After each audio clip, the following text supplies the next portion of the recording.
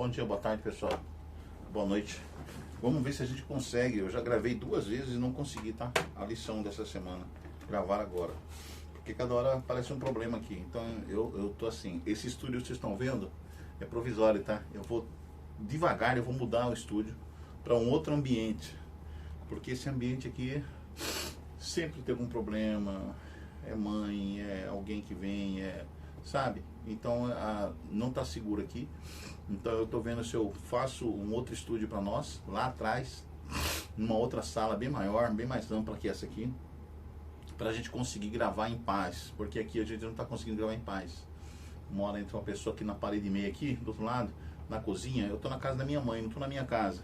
Então o quarto, que era meu quarto, eu transformei no estúdio, né? E aí eu tô dormindo ali na frente, onde seria a sala. Então tá tudo meio que improvisado aqui, tá bom? Mas eu prometo para vocês que eu vou mudar o estúdio. Eu vou trazer um estúdio mais confortável para nós. Enquanto isso, você nos ajude, tá? Esse aqui é o nosso QR Code, tá? Se você quiser ajudar realmente esse canal, de verdade, gente, eu não tô... É que ajudar, tá bom? Financeiramente, eu sei que você pode, se você quiser, você pode. E nos ajuda aí, com toda a sinceridade no meu coração, eu tô pedindo a sua ajuda, tá bom? R$5 que você dá, R$10, qualquer valorzinho assim que você manda no Pix, tá nesse QR Code, ou então no meu número de Pix, que é o 659-9297-7170, tá bom? Ajuda aí o Conectado 7. Gente, não é fácil manter o canal, entendeu? E eu tô apelando para você seja meu amigo. Você tá assistindo esse vídeo? Ajude. E por favor, eu peço para você, todo mundo pede, eu vou pedir também, para que você entenda que essa linguagem do YouTube é diferente da linguagem de TV, de você assistir um filme no cinema, tal, ou em qualquer lugar. A linguagem do YouTube precisa, qualquer filme que você coloca no YouTube, no Facebook, precisa de um like, gente. Vocês precisam entender essa nova linguagem, entendeu? Porque é o like, o joinha assim, e também os comentários que faz com que o YouTube pegue este vídeo que você está assistindo agora e mande para muito mais pessoas, entendeu? Porque eu não tenho condições ainda como é que fala? Tem uma palavra que fala, que eu não sei falar essa palavra. Eu esqueço, sempre quando eu vou falar ela eu esqueço, tá? Eu não monetizei, lembrei, monetizar. O canal ainda não está monetizado. É monetizar, lembrei, monetizar, tá? O canal ainda não está monetizado. Eu preciso, para monetizar o canal, eu preciso de mais de 1000 e tantos vídeos feitos. Eu não cheguei aos 1000 e tantos vídeos. Eu tenho, acho que 700, 800 vídeos ainda. Não tenho mais de 1000 vídeos. Então eu preciso de muito mais de 1000 vídeos para poder monetizar o canal. Compreendeu? Então, eu estou fazendo o máximo de vídeos que eu posso. Eu peguei uma gripe hoje, ó. Hoje, sexta-feira, dia 27. Hoje é 27, né? Eu acho que hoje é sexta-feira, dia 27. É isso mesmo. Eu peguei acabei de pegar uma gripe agora há pouco. E começou meu nariz a escorrer, coriza, né? Tô com coriza. Acabei de pegar uma coriza aí. Fui no dentista agora, não consegui gravar a lição essa semana. Juro pra vocês. A semana minha foi super atribulada. Eu não consegui gravar a lição. Dia 27 é hoje, sexta-feira. Dia 27 de junho, tá? Então eu tô gravando agora, acabou de escurecer. Já é sábado, né? Eu cheguei agora há pouco do dentista. Tava vindo no ônibus, já tava escurecendo. Quer dizer, o meu pôr do sol, meu culto de pôr do sol foi no busão, no ônibus, vindo pra cá. Aí eu já cheguei aqui, nem troquei de roupa. Tô com a roupa que eu fui no dentista. E na vinda do dentista pra cá, eu acho que vou no dentista de lá pra cá que eu peguei coriza. Cheguei aqui coriza e já espirrei ali fora. Então eu peguei coriza e peguei gripe, eu acho que um princípio de gripe lá no dentista, entendeu? Ou não sei aonde, sei lá, vai saber onde que foi, né? Mas vamos ao estudo da lição dessa semana. É a última lição, a 13ª última lição do trimestre, né? Essa lição nós estudamos alusões, imagens e símbolos, como estudar a Bíblia, a profecia bíblica, né? E a última lição fala sobre imagens do fim, tá? O 13º sábado. Então, pra vocês terem uma ideia, a nossa vida, quando a gente começa a trabalhar para Deus, é um trabalho voluntário. É um trabalho voluntário. E ela se torna depois tão atribulada, que a gente não consegue vencer. O tempo, o dia se torna mais curto, né? O tempo passa tão rápido que de repente você já está na outra sexta-feira. Então eu acho que você passa por isso também quando você trabalha para Deus, não é? Quando você está trabalhando para Deus, o tempo passa rápido, tá bom? E as coisas acontecem para você, porque você agora é um soldado no exército do Senhor Jesus. Então muita coisa acontece com você que se eu fosse contar tudo o que acontece comigo, você vai falar, cara, realmente você é um soldado, você realmente está num exército diferenciado e você está sendo perseguido. Vocês não fazem ideia o quanto a perseguição eu sofro.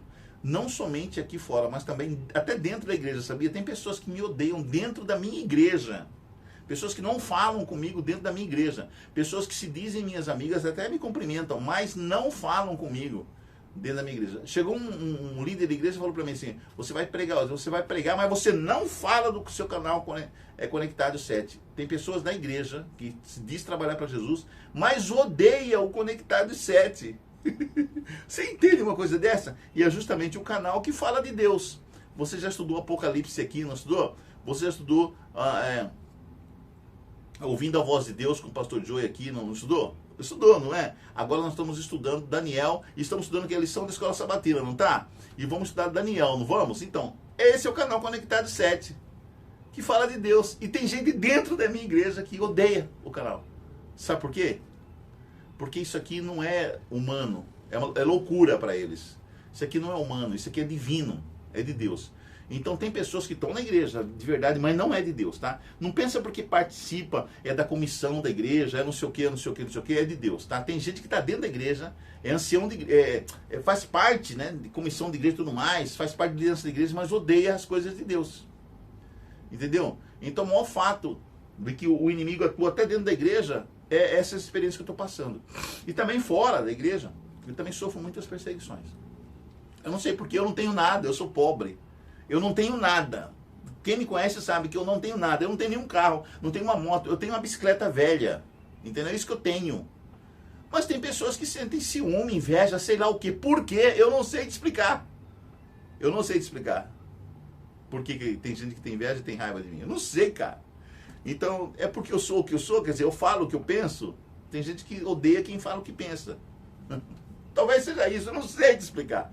Mas isso acontece, tá? Mas vamos à lição. E aqui a lição, bom, eu liguei a TV aqui, eu queria colocar na Novo Tempo, mas eu não consegui, tá? Então vamos ver aqui o que tem aqui no momento agora. Tem Conectado 7, o que é aqui, vamos lá. Bom, faz o seguinte, o que tem aí? Vamos ver, tem o Conectados, vem aqui, ó. Então vai passando aqui... Esse Conectados aqui, tá? Hoje Conectados 7. Mas eu vou baixar o som. Apocalipse 13. Tá, tem o Conectados aqui. Tá, vamos baixar aqui. Mas vamos ver se ele termina junto com esse vídeo aí que eu acabei de colocar aqui. Jonas respondeu, eu sou hebreu e temo o Senhor, o Deus do céu, que fez o mar e a terra. Então fala sobre as imagens do fim, a lição 13º sábado. Vai contar a história de Jonas e vai contar também a história de Ciro, né? Aquela história de Belsazar, né? Aquela festa de Belsazar, filho de Nabucodonosor, que estava fazendo aquela festa e chamou os criados para que eles trouxessem os vasos e os cálices e as coisas pertencentes ao templo lá que eles vinham de Israel, tal, o templo o templo lá de Jerusalém. E ele bebeu na festa bebidas impuras em homenagem aos deuses de ouro, de prata, de bronze, de ferro, de pau, de pedra. E aí apareceu uma mão assim na parede escrito Deus falando, né? Pesado fosse na balança e achado em falta, né? O seu reino será entregue aos medos e os persas, né? Porque ele desonrou a Deus, tá? Sabe, bom, a gente vai ver essa história logo aqui na frente, mas vamos primeiro aqui à introdução da lição. A lição primeiramente fala sobre a experiência de Jonas. Jonas foi um profeta, né? Que Deus era chamado de profeta relutante. Por quê? Porque Deus chamou Jonas para ele pregar na cidade de Nínive. E ele desceu até Jope, pegou um navio e fugiu. E ele queria fugir para Tarsis, na Espanha. Hoje Espanha, né? E o que aconteceu? Deus mandou uma grande tempestade no barco onde ele estava.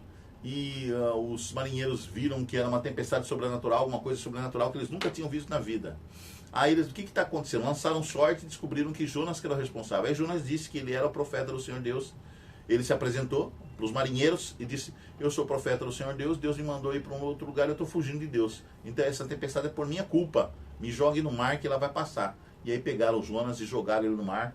E quando ele estava no mar, já morrendo praticamente, Deus mandou um peixe, um grande peixe, que engoliu Jonas. E Jonas ficou 3 dias na barriga daquele peixe. Lá dentro da barriga do peixe, Jonas se arrependeu, né, de tudo que tem a ver acontecendo com ele. Ele orou a Deus, né? E Deus então fez com que o peixe o vomitasse na praia. E ele vomitou Jonas na praia. E Jonas caminhou uma longa caminhada até chegar em Nínive. E lá em Nínive ele pregou para os ninivitas. E sabe o que aconteceu? Ele pensou que Nínive seria destruída. Mas os ninivitas se arrependeram depois de ouvirem a pregação de Jonas. Eles se arrependeram. E aí Deus resolveu não destruir Nínive. E Jonas ficou zangado com Deus, porque Deus fez com que a profecia dele de destruição de Nínive não se cumprisse. Aí Deus falou para Jonas: Jonas, ali na cidade tem mais de 300 mil pessoas que não sabem distinguir a direita e a esquerda. Ou seja, crianças, né? Não sabem distinguir o que é a direita e o que é a esquerda, né? Você acha que eles se arrependeram, né? Eles pediram perdão a mim e eu vou destruí-los? Não vou. Eles se arrependeram. Então Deus se arrepende de fazer o mal e Deus perdoa quem pede perdão, né? Então é por isso que eu digo para vocês: as pessoas que estão na rua jogadas, as pessoas que usaram drogas, as pessoas que estão em situação de rua, as pessoas que não tomam banho, as pessoas fedidas, as pessoas que estão discriminadas pela sociedade, muitas delas estão arrependidas, pediram perdão a Deus. Muitas não, a maioria delas estão arrependidas pela vida que vivem. E é o nosso dever, enquanto cristãos, filhos de Deus, acolher essas pessoas, dar banho a essas pessoas, tirar essas pessoas das ruas e falar do amor de Deus para essas pessoas. Esse é o nosso dever enquanto cristãos. Nós temos que perdoar, nós temos que amar as pessoas. Foi assim que Cristo fez. Lembra que Cristo saiu do conforto da sua cidade de Nazaré com sua mãe aos 30 anos de idade e saiu para atender as pessoas que estavam na rua, discriminadas, os pobres, as pessoas em situação de rua, as pessoas que a sociedade da época rejeitava porque eram pobres, fedidos, nojentos, viciados, prostitutos, sabe, leprosos, pessoas que eram discriminadas. Jesus foi trabalhar para elas, no meio delas. É a mesma coisa que nós temos que fazer, povo de Deus. Saia dessa mornidão. Vai trabalhar em prol das pessoas que estão na rua, jogadas, vítimas das drogas. É esse que é verdadeiro amor aos órfãos, às viúvas e amor ao estrangeiro. Trata bem o estrangeiro, o haitiano, o venezuelano, seja lá quem for, que está na situação de rua. Os órfãos e as viúvas. É isso que é um amor ao próximo. Trabalhe em prol destes. Esse é o verdadeiro cristianismo. Este é o verdadeiro cristão. Madre Maria de Calcutá, Teresa de Calcutá, fez isso. Paulo fez isso. Pedro fez isso. João fez isso. Os discípulos de Cristo fez isso. E é isso que a igreja de Deus tem que parar de ficar só no sábado bonitinho, cheirosinho, com toda a família da igreja, né? E durante a semana não faz esse serviço.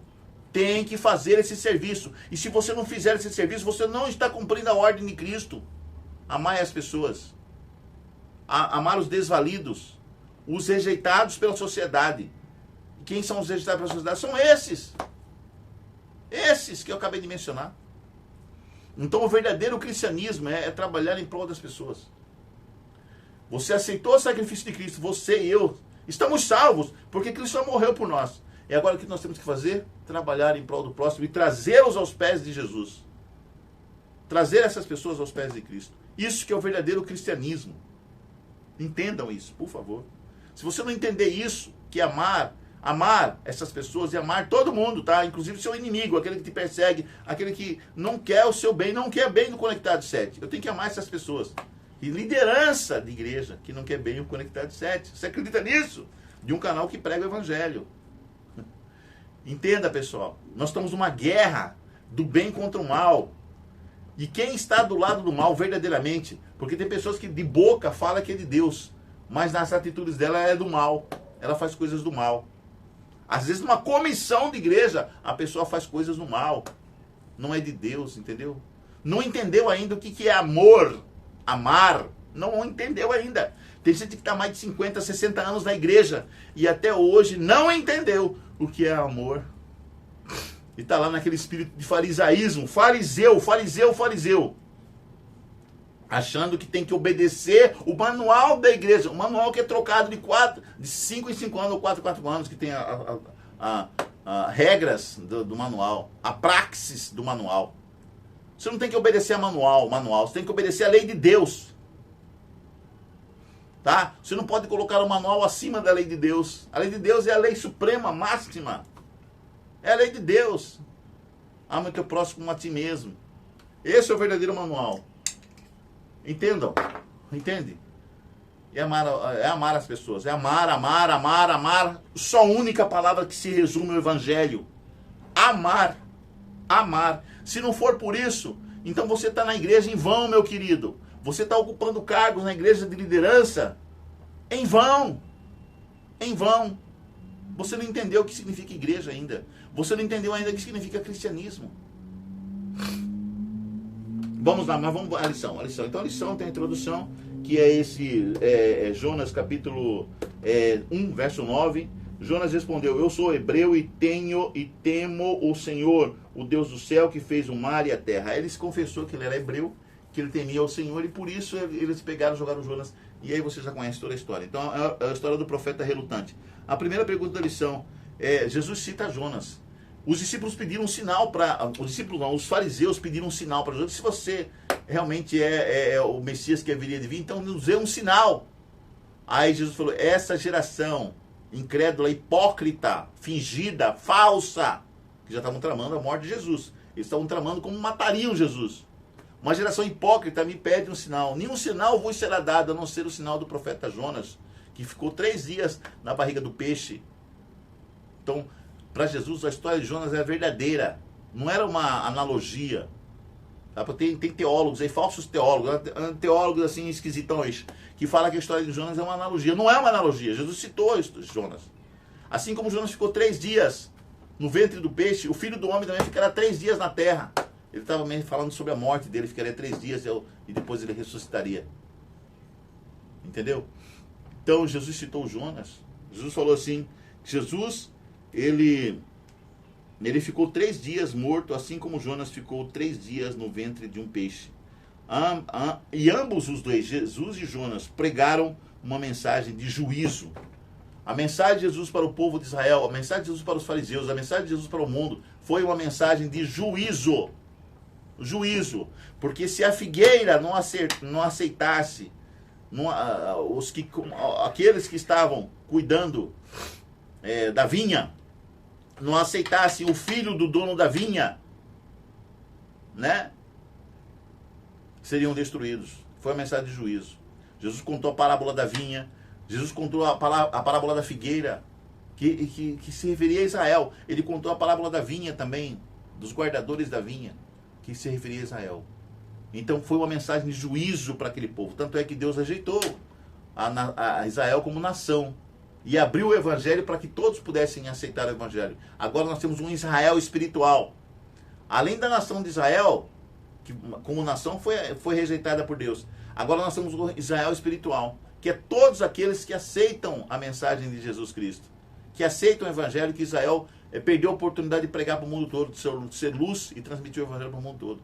Agora todos nós fazemos parte da nação de Israel.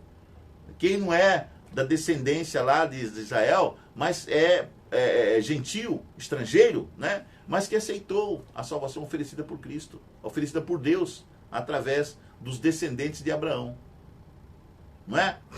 Então, querido, nós somos agora todos, pela adoção, fomos adotados da família de Deus e somos agora todos descendentes de Abraão, todos descendentes de Adão, todos descendentes de Éber, todos descendentes de Jacó, de Jacó, de Israel.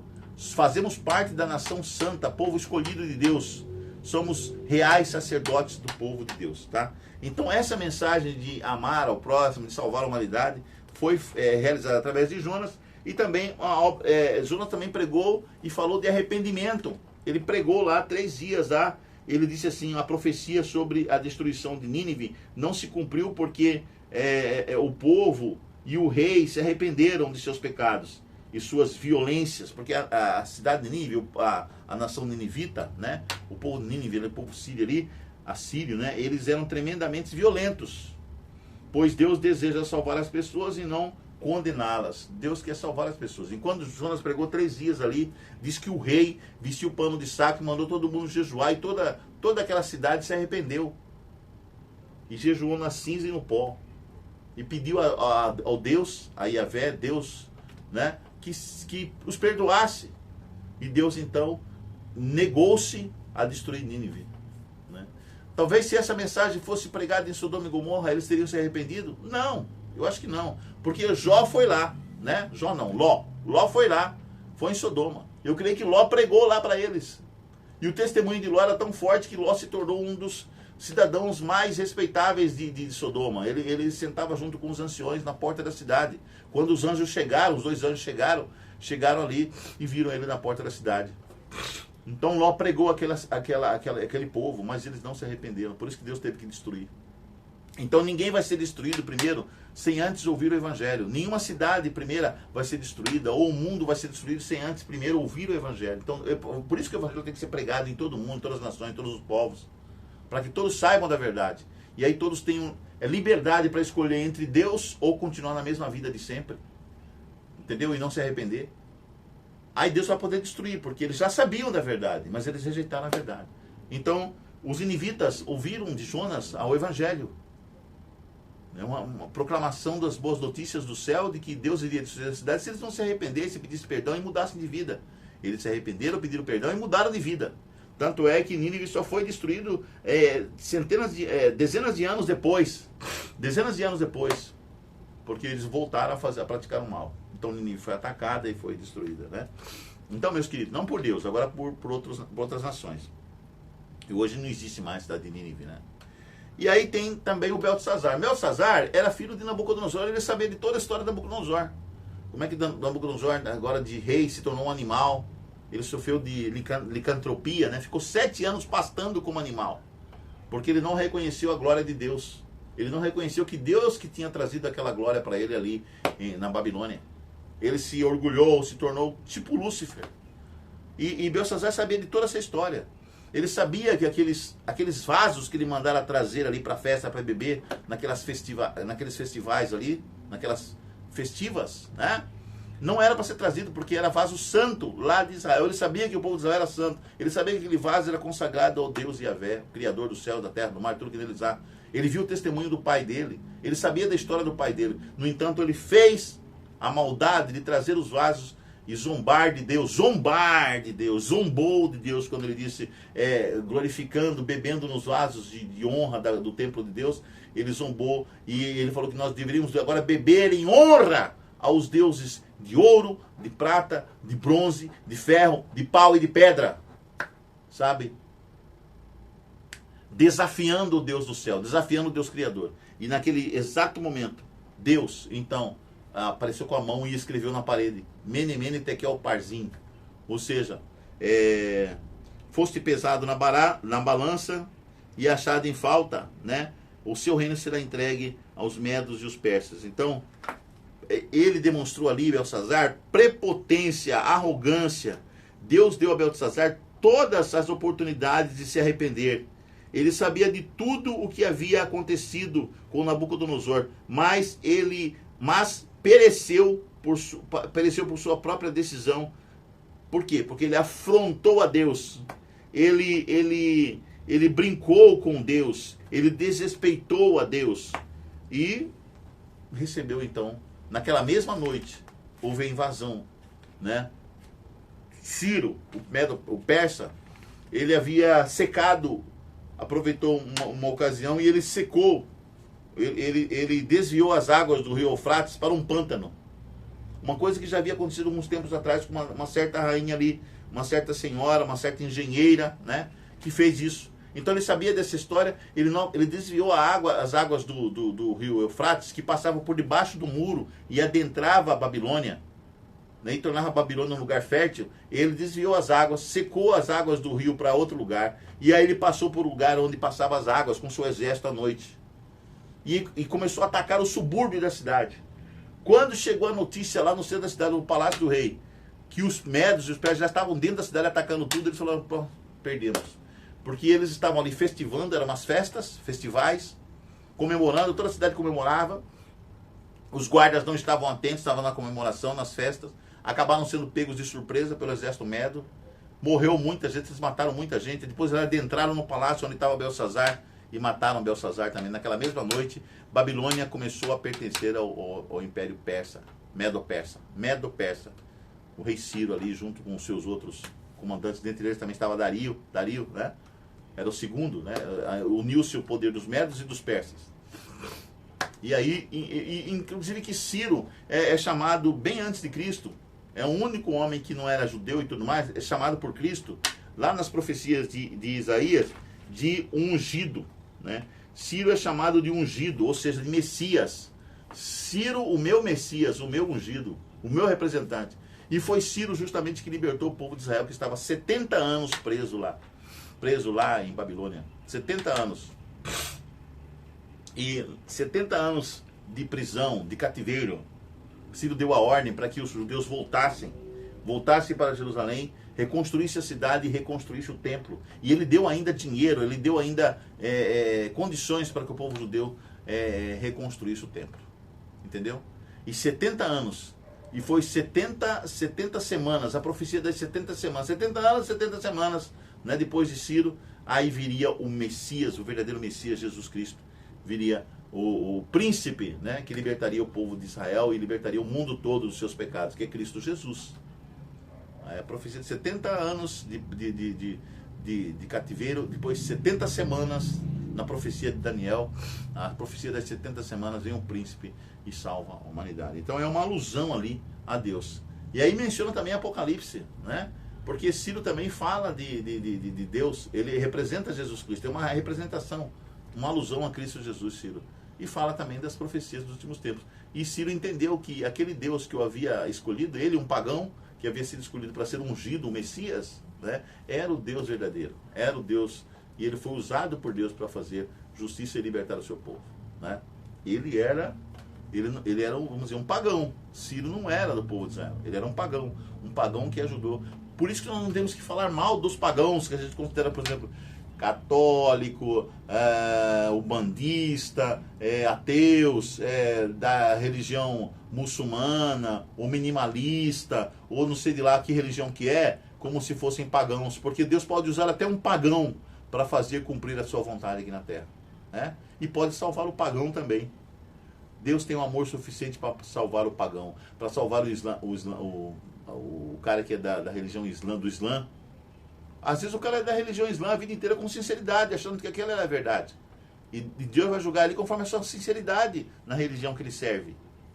Entendeu? Deus vai salvar o católico sincero, Deus vai salvar o presbiteriano, o batista, o assembleano sincero, Deus vai salvar o espírita sincero, Deus vai salvar todos aqueles que na sinceridade do seu coração serve da maneira correta, que ele acha ali que é o certo.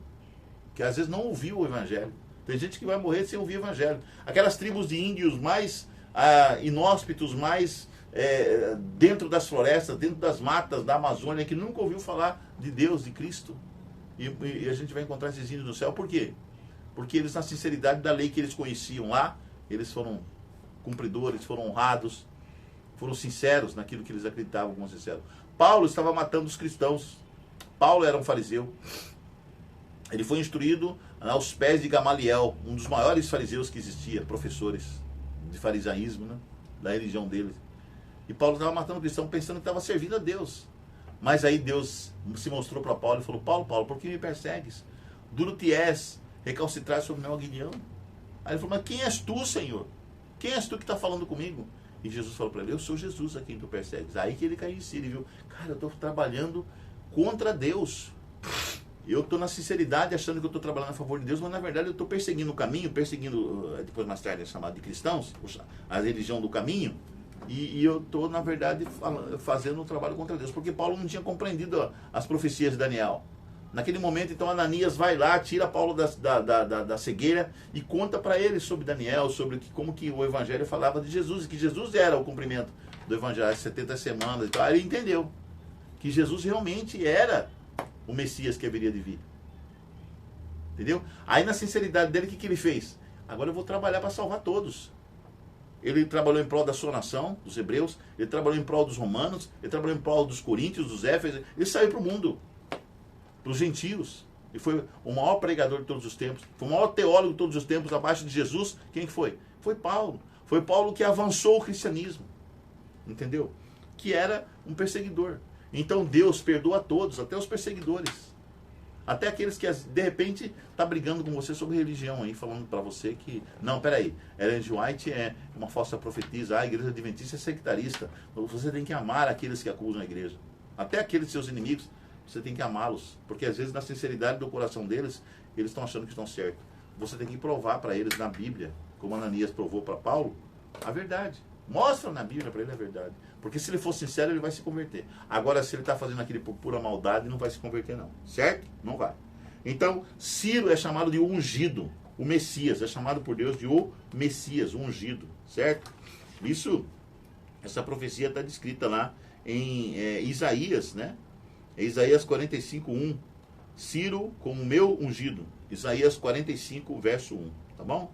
Então, tem muitos exemplos ali no Antigo Testamento de pessoas que foram usadas por Deus. Aí tem um texto de Ellen White que diz assim, ó, a cada nação, esse texto é o último texto da lição de sexta-feira, que diz assim, na página 311 de Profetas e Reis. Presta atenção o que Ellen G. White deixou escrito pra gente, ó.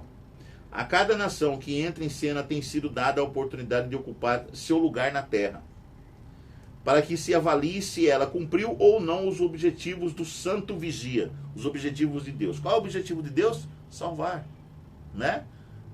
Pregar o evangelho do juízo, falar sobre o juízo que vem sobre a humanidade. A profecia traçou o surgimento e o progresso dos grandes impérios mundiais, Babilônia, Medo-Pérsia, Grécia e Roma. Com cada uma delas, bem como com as nações de menor poder, a história tem se repetido. Todas têm tido seu período de prova. Cada uma tem falhado. Sua glória tem desaparecido e seu poder passado. Embora as nações tenham rejeitado os princípios de Deus e nessa rejeição tenham causado a própria ruína, um divino e soberano propósito tem atuado claramente ao longo dos séculos. Qual é o divino e soberano propósito? A mensagem de salvação, de resgate da humanidade. Cristo veio para morrer, para resgatar a todos que pecaram. Todos. Entendeu? Então nós temos que amar o pecador. Como Jesus amou os pecadores, não foi? Nós temos que também amar os pecadores. E não julgá-los. E não apontar o dedo para eles. É errado quando a igreja se reúne em comissão para apontar o dedo para um pecador. Errado. Padrão errado. Ah, mas está dentro do manual. Manual está errado. Porque até então, se os delegados não reconhecerem que a mensagem da igreja é uma mensagem de disciplina, de juízo e salvação. Então, esgotado todas as tentativas de salvação para aquela pessoa e ela não rejeita, aí sim, aí você pode excluí-la. Mas enquanto houver a oportunidade de trazê-la de volta, tem que trazer a pessoa de volta. Como Cristo fez. Veio até morrer para salvar e trazer os pecadores de volta. Se possível, até morrer por ele. Antes de dar lá a sentença, vou disciplinar, vamos cortar da igreja, não sei o quê. Para com isso, gente. Entendeu, pastores? Entendeu, senhores de comissão de igreja? Entendeu, líderes de igreja? Então, a premissa da pregação da igreja é misericórdia. Primeiro misericórdia. Só depois que todas as tentativas sobre misericórdia foi efetuada e não houve, a pessoa não aceitou a misericórdia, aí sim, vem a justiça. Aí pode se condenar.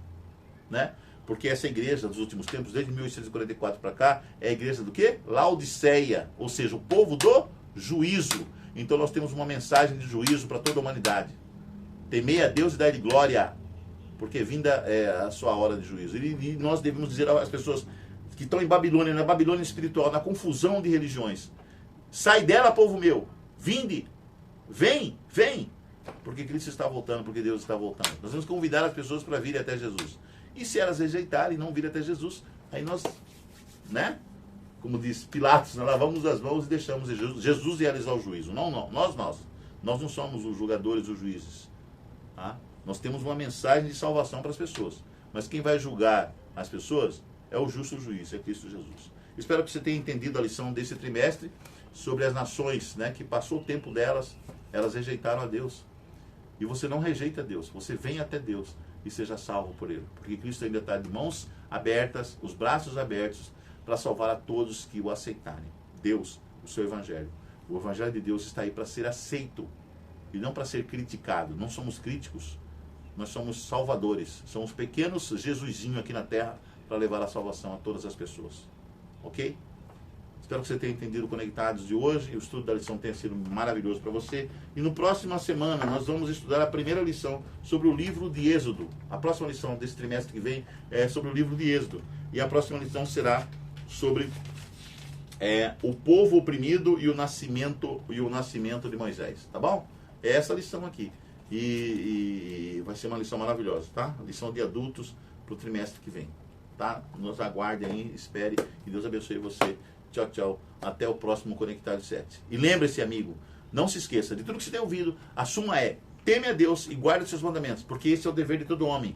Porque Deus trará a juízo todas as coisas, até aquelas que estão escondidas, quer sejam coisas boas, quer sejam coisas más. Tchau, tchau. Até o próximo Conectados.